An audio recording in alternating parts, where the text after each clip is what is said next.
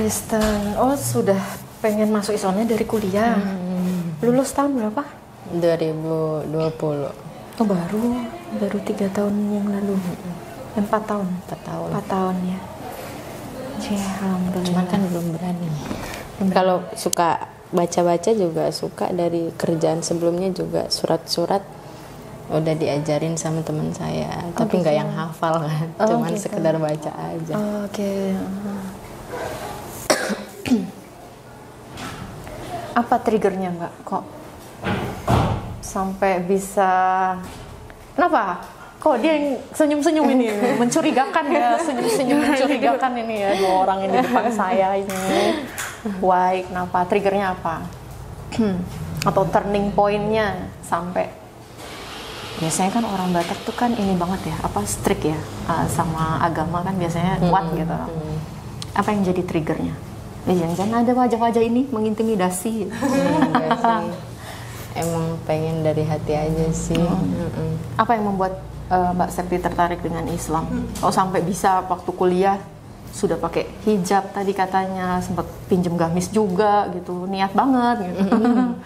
Kalau saya sih senang lihat cewek pakai hijab, nutupin aurat semua kan. Jadi saya pengen kayak mereka kayak gitu. Masya Allah, kelihatan cantik ya, anggun ya. Galaknya nggak kelihatan. Galaknya nggak kelihatan. Kalau dalam rumah biasa langsung berubah ya. Enggak.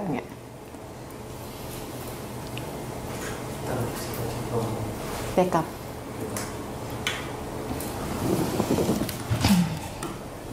Saya tuh masuk Islam 2013, Mbak. Saya Katolik dulu. Saya Katolik dulu. Jadi memang apa ya? Saya juga seneng gitu ngeliat orang pakai, perempuan ya, pakai kerudung, pakai hijab, itu tuh kayak ngelihatnya tuh kok cantik gitu ya. Karena saya juga dulu ngerasa saya kan Katolik ya, kalau masuk gereja tuh kan patung Bunda Maria 3 meter gitu paling enggak gitu kan ada. Dan itu tuh selalu pakai penutup kepala panjang banget gitu ya. Oh, kayak suster berarti. Iya. Saya pikir kok saya nggak pernah lihat penggambaran Maria itu tanpa tudung, tanpa hijab. Saya nggak tahu tuh rambutnya Bunda Maria seberapa gitu. Keriting kah, lurus kah gitu, apa bergelombang, saya nggak tahu. Karena selalu digambarkan tertutup. Jadi oh iya ya, ternyata dari sekian banyak agama yang ada di Indonesia ini, saya lihat ya memang perempuan-perempuan Muslim ini yang sosoknya tuh, looknya gitu tuh ya 11-12 gitu. Memang salah satu hal yang banyak sih hal-hal yang saya lihat dulu dari orang-orang Islam gitu. Itu juga yang jadi trigger atau pemicu akhirnya saya lebih tertarik gitu untuk lebih tahu lah tentang Islam. Di sini juga Mbak? Enggak, saya di Tangerang dulu masuk Islamnya. Di Tangerang. Papa saya tuh baru 5 bulan lalu masuk Islam. Papi saya Katolik. Saya juga tidak nyangka hari ini akan datang itu, Masya Allah. Saya mohon izin kepada para ustadzah, para alim ulama yang ikut hadir di sini. Saya izin untuk menyahadatkan orang tua kandung saya, ayah saya.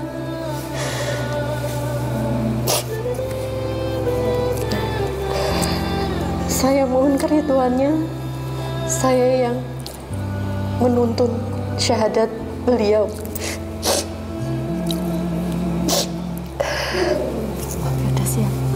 Sudah siap? Sudah siap ya Papi ya? Siap. Ikut saya tuh sudah dari berapa tahun lalu ya. Jadi ternyata setelah bertahun-tahun hidup bersama saya, setelah saya masuk Islam, beliau nih melihat, saya nggak tahu ya, saya nggak pernah ngajak beliau untuk masuk Islam, enggak. Tapi beliau melihat keseharian saya, kegiatan saya, ngapain aja seharian, dari buka mata sampai mau tidur tuh ngapain gitu. Dan salah satu yang penyebab beliau akhirnya memutuskan masuk Islam tuh karena sering baca, jenengan tahu buku zikir pagi petang? Nah itu, iya Amal Surah gitu. Jadi saya tuh kalau pagi atau sore kan baca itu, saya taruh di laci di depan. Saya tuh punya pet shop, saya kelola pet shop. Jadi buku itu saya taruh di meja kasir. Jadi papa saya tuh sering ikut baca gitu. Itu penyebabnya. Jadi saya nggak tahu orang penyebab masuk Islam itu kan bisa dari mana aja ya. Ternyata beliau baca buku kecil aja gitu yang kita mungkin anggapnya itu ya biasa gitu ya. Tapi ternyata itu yang jadi pemicu beliau akhirnya masuk Islam. Baru 5 bulan, sekitar 5 bulan yang lalu gitu. Setelah sekian lama menunggu dan saya berislam, beliau akhirnya memutuskan untuk masuk Islam juga ikut. Jadi sekarang bisa sholat bareng-bareng. Mudah-mudahan ya orang tuanya jenengan mungkin kan kita nggak tahu ya. Rencana Allah tuh kadang lebih baik, lebih indah dari yang kita perkirakan. Kalau sekarang mamanya masih 50-50, 50-50, mungkin nanti besok nggak tahu gitu. Dan sekarang tuh apa saya tuh rajin banget itu. Sudah hafal semua bacaan sholat sampai tahiyat tuh udah hafal. Ayat kursi itu udah hafal. Saya aja sampai kaget. Karena nggak nyangka itu. Dan kadang tuh semangat orang-orang yang baru masuk Islam justru lebih ini ya. Iya loh, beneran. Bener loh, saya ngeliat papi saya tuh padahal udah tua. Udah 70. Ternyata menghafal cepet banget itu. Cepet banget. Kalau Jumatan belum azan sudah jalan berangkat ke masjid gitu. Alhamdulillah. Jadi saya yang ceritain. Nggak apa-apa lah Mbak. Sambil nunggu ya. Akhiran tahun 98. 98 Gen Z ya.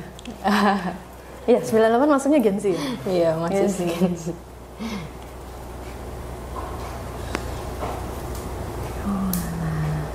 Sekarang tinggal di mana, Mbak? Saya di Kejayan, Mbak, di belakang Pakuwon. Dekat tempat kerja. Belakang Pakuwon. Saya ada temen mualaf di Pakuwon juga. Dia kerja di sana di toko batik di mallnya. Oh, mualaf juga. Mbak Ita namanya. Itu juga orang tuanya belum menerima itu sampai sekarang. Masih suka datang ke sini belajar ngaji dia. Berarti diam-diam? Enggak, sudah terus terang. Tapi tiap pulang ke rumah, dia kan ngekos di sini, pulangnya ke Kulon Progo. Setiap pulang tuh dia selalu lepas hijab sampai rumah. Orang tuanya masih belum bisa terima dia pakai hijab di rumah. Kalau gitu boleh Mbak. Misalnya orang tuanya belum izin. Perkara iman tuh perkara kita sendiri dengan Allah ya. Perkara pribadi kita dengan Sang Pencipta. Jadi tidak ada tuh yang namanya Mbak, saya kalau masuk Islam nanti durhaka nggak ke orang tua, nggak ada urusan itu. Ini perkara keimanan kita dengan yang punya hidup gitu. Pencipta yang nyiptain orang tua kita juga kan Allah gitu. Jadi urusannya dengan Allah, bukan dengan manusia. Tidak ada itu kata durhaka, perkara iman. Bahkan dalam undang-undang positif negara Indonesia aja kan dilindungi ya hak setiap warga negara untuk memeluk dan memilih keyakinannya masing-masing, jadi nggak ada urusan gitu. Mereka yang memang belum siap kadang masih diem-diem, tapi kalau yang sudah siap ya terus terang aja karena sudah tahu posisinya gitu. Ya jenengan ngomong nggak ini? Nggak. Ngomong kalau kakak cuman yang masih 50-50 tadi ya, cuman ibu doang. Iya. Kadang-kadang nggak tahu juga kan sekarang aku mualaf. Cuman dari responnya ibu yang mungkin udah tua kan, jadi agak kemarin iya, sekarang enggak gitu ya. Ya kalau dipaksain daripada berantem kan. Iya, jangan.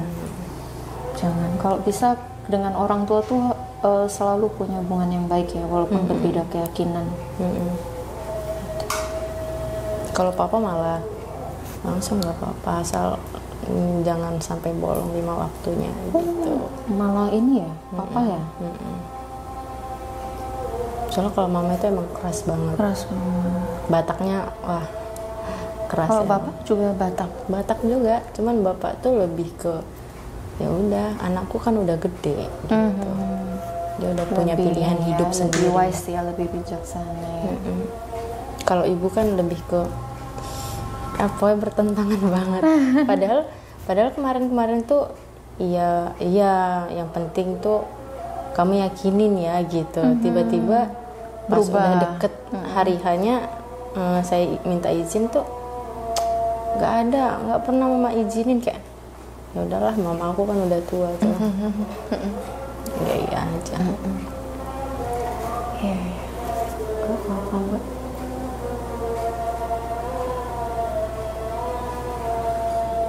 Bisa. Sebentar ya. Bentar ini dulu. Betul. Oke, ini Mbak Septi. Ya ini Mbak Mbak Rosi, Mbak Ika, ini Mbak Eli. Ya, mudah-mudahan ingat aku nih. Ini tipe yang satu. Kita mulai ya. Sudah semuanya yang ditunggu sudah hadir. Teman semua ya ini ya? Iya. Satu tempat kerja. Dulu. Yang sekarang ini. Oh gitu. Oke, kita mulai ya. Yang mau dokumentasi silahkan, boleh. Kita mulai. Saya buka dulu. Bismillahirrahmanirrahim. Assalamualaikum warahmatullahi wabarakatuh. Alhamdulillahirrabbilalamin. Asyhadu an la ilaha illallah wahdahu la syarikalah wa asyhadu anna Muhammadan abduhu wa rasuluh la nabiyya ba'dah. Rabbi shrah sadri wa yassir li amri wahlul 'uqdatam min lisani yafqahu qawli. Alhamdulillah, puji dan syukur kita panjatkan kehadirat Allah Subhanahu wa taala atas segala nikmat, berkat rahmat iman Islam, nikmat ihsan, nikmat sehat. Hari ini kita bisa berkumpul di Gedung Dakwah Mualaf Center Yogyakarta. Salawat serta salam tak lupa kita aturkan kepada junjungan kita, Nabi besar, manusia mulia, Nabi Muhammad Sallallahu Alaihi Wasallam, yang insya Allah kelak kita tunggu syafaatnya di yaumil akhir. Amin amin ya rabbal alamin. Alhamdulillah, hari ini kami kedatangan rombongan mbak-mbak dan mas-mas ini yang mengantarkan Mbak Septiana Boru Munte, betul ya? Panggilannya Mbak Septi. Mbak Septi datang ke sini tujuannya untuk bersyahadat.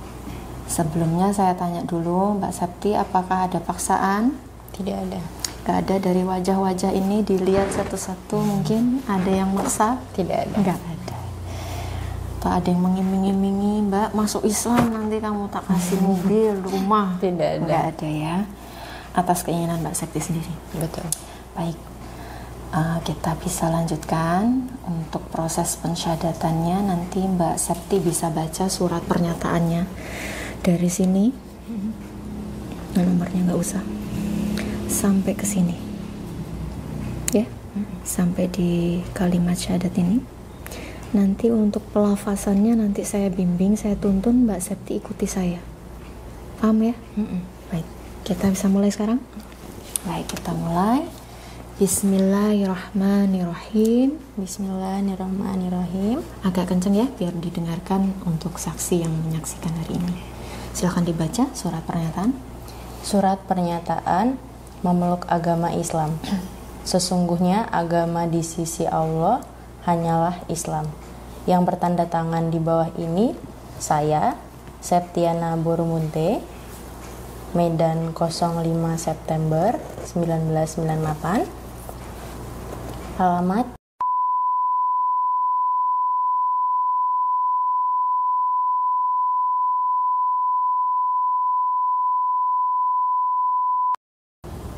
saya pelajar atau mahasiswa agama terdahulu adalah Kristen. Dengan penuh kesadaran dan niat tulus dalam diri sendiri, mulai pada hari ini, Ahad, tanggal 25 Rabiul Awal 1446 Hijriah 29 September 2024, saya telah meninggalkan agama saya terdahulu, agama Kristen. Dan pada saat ini saya menyatakan diri memeluk agama Islam di hadapan para saksi dengan mengucapkan 2 kalimat syahadat. Mbak Septi, ikuti saya, dengarkan baik-baik, pelan-pelan, gak usah buru-buru. Asyhadu Allah ilaha illallah illallah wa asyhadu anna Muhammadar Rasulullah.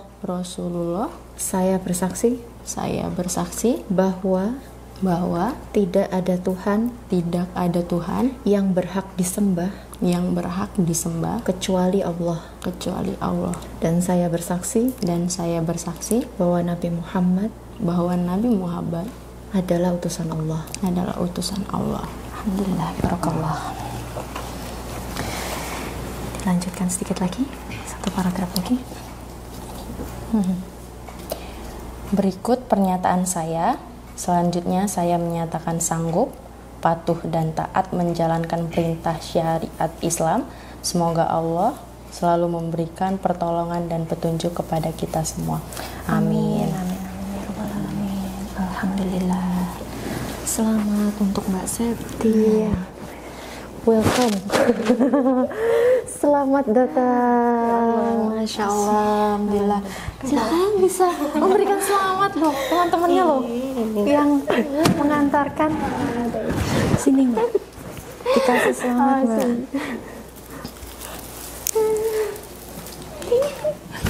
Ya. Namanya saya. Alhamdulillah. Masya Allah. Yang mas-mas nggak usah.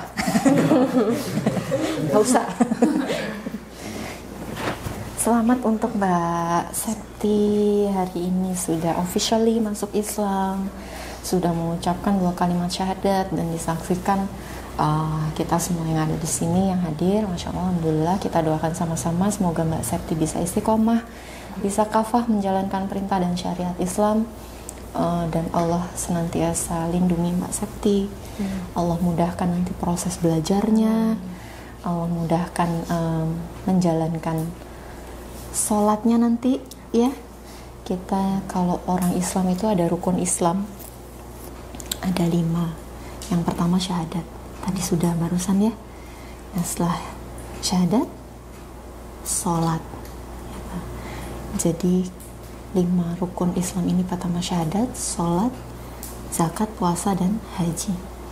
Gitu ya. Ini nanti Mbak Septi bisa jalankan. Gitu ya. Dan nanti kita belajar sama-sama, butuh pemahaman juga, butuh proses juga. Sebelumnya sudah pernah belajar sholat? Atau sudah tapi belum yang belum yang keseluruhan gitu ya, cuma mungkin baru masih nanti ada bacaannya juga yang harus dihafal pelan-pelan karena cukup banyak juga. Nanti kita belajar sama-sama di sini, atau teman-teman juga saya yakin mungkin juga bisa bantu nanti Mbak Septi, apalagi yang satu tempat kerja nanti bisa ikutin dulu ya, karena gerakannya kan perlu dihafal juga. Itu nanti insya Allah dari kami ada bimbingan juga kalau Mbak Septi berkenan bisa belajar di sini, karena ini nanti tidak saya langsung kasih surat pernyataannya. Nanti biasanya kami akan mengadakan bimbingan dulu di sini belajar. Cuma ada 3 hal sih yang kami akan ajarkan itu di awal sebagai dasar, yaitu cara toharoh atau wudhu, bersuci. Terus yang kedua gerakan sholat, dan yang ketiga bacaan sholat. Setelah itu baru kami berikan. Gitu. Untuk selanjutnya Mbak Septi mau tetap bimbingan di sini melanjutkan, silahkan. Mau di luar juga boleh, terserah. Dan memang tidak harus di sini. Nanti teman-teman juga boleh bantu.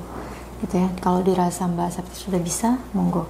Nanti kita coba coba tes Mbak Septi sudah bisa atau belum, gitu ya. Nanti untuk waktu bimbingannya menyesuaikan. Mau hari apa, jam berapa, kami yang menyesuaikan. Jadi tidak ada alasan untuk aku nggak bisa Mbak, gitu ya, bisa ya. Karena kita yang menyesuaikan waktu Mbak Septi. Oke ya. Gitu. Gimana perasaannya sekarang? Lega. Deg-degan soalnya. Yang nangis dia loh. Yang nangis dia, terharu. Ya kan sering ini kan maksudnya bareng-bareng terus. Udah sering lihat sholat aku juga, ini juga.